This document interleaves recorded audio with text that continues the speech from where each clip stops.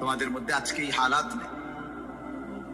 মা বাবার ইজ্জত, সম্মান, ভালোবাসা, মহব্বত টোটালি নেই।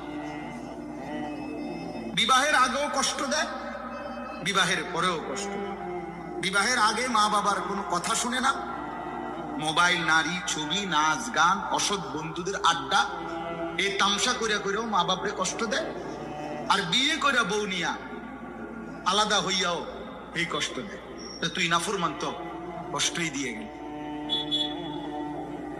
তুই তো মাকে কষ্টই দিয়ে গেল, বাবাকে কষ্টই দিয়ে গেল। বিবাহের আগেও যন্ত্রণা দিছ, বিবাহের পরেও তো সেই যন্ত্রণাই দিল। অথচ বুজুর্গানে দিন বলে, আমরা কিতাবে পড়ছি, মাকে রাজি করো, দুনিয়া আখিরাতের কোথাও আটকাবে না, কোথাও আটকাবে।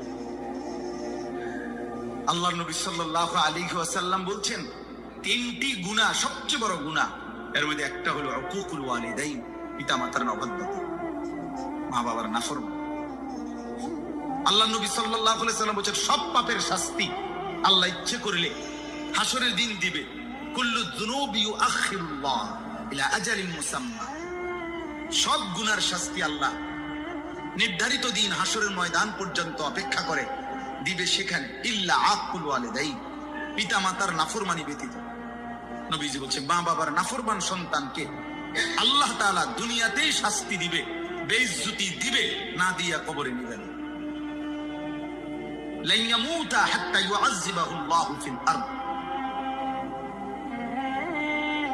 হয় তুমি কষ্ট পাইবা, মানে তোমার মাইয়া হবে 3 নম্বর, পোলা হবে 6 নম্বর, বউ হবে 13 নম্বর। বুঝবা, বউ কথা শোনে না, ছেলেও আল্লাহ চেনে না, মেয়েও নাফরমান, তখন না বুঝবা যন্ত্রণা কারে করে। বুঝেন নাই কথা? যন্ত্রণা তো শুধু কনির নাম না, শাস্তি তো শুধু ঘুষি না, পারিবারিক এই অশান্তিটাও তো এর চাইতে বড় কষ্ট কি হতে পারে? আল্লাহ তাআলা কষ্ট দিবেই। মা বাবার অবাধ্য সন্তান মারে কষ্ট দিছে, বাবারে কষ্ট দিছে, তুমি নাফরমান, লিখে রাখো, প্রয়োজনে সিল দিয়ে রাখো, তুমি বেইজ্জতি হবাই, তুমি কষ্ট পাইবাই। আল্লাহ নবী সাল্লাল্লাহু আলাইহি ওয়াসাল্লাম যেটা বলছেন, এটা কি মিথ্যা হইতে পারে? নবীজি বলেছেন, লা ইয়ামুতা, কখনোই তার মৃত্যু হবে না, হাত্তা ইউআযযিবাহু আল্লাহু ফিল আরদ,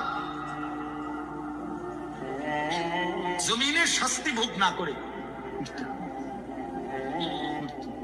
এবং শেষ পর্যন্ত বেইজ্জতি হয়ই হয়।